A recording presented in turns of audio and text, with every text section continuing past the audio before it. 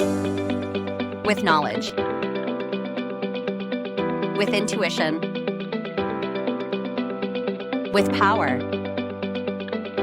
Soul Rise Woman. Begin.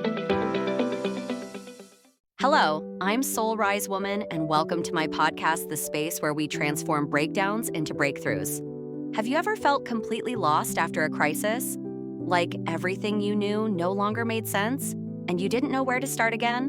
What if that chaos isn't the end, but a recalibration? What if life isn't punishing you, but preparing you for alignment? Why setting goals matters after a crisis. When everything falls apart, it's natural to want to hide. But goals, even the smallest ones, give us a North Star. They don't just show us where to go, they remind us why we are still walking. Psychologists say that setting realistic goals after a difficult time helps the brain restore a sense of control and safety. It rewires the nervous system from survival mode to growth mode. So, a goal isn't only about achievement, it's about healing. The real meaning of a goal.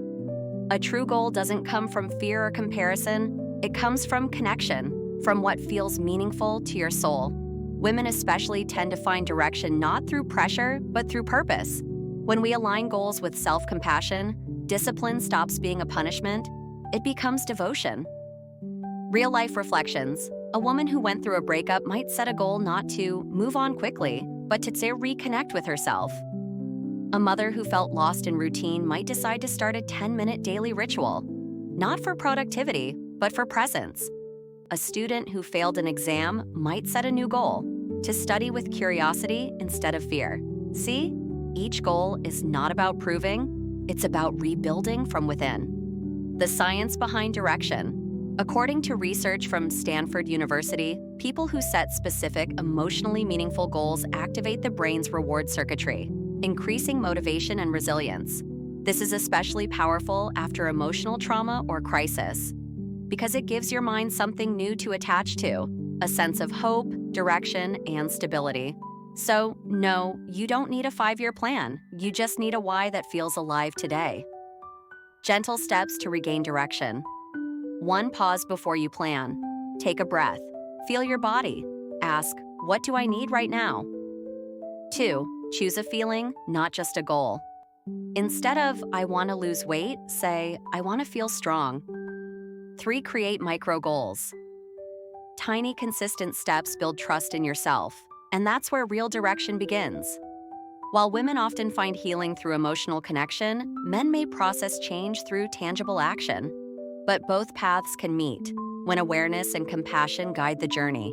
It's not about gender roles, it's about balance between doing and being.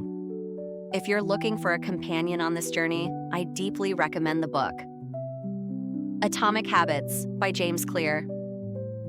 It's not just about productivity, it's about reprogramming identity, because real change starts with who you believe you are. So if you're in a season of uncertainty, remember, you haven't lost your direction, you're just finding a new one. Every ending, every breakdown is simply a map being redrawn. Thank you for listening to this episode of Soul Rise Woman podcast. Don't forget to subscribe for weekly reflections and healing stories.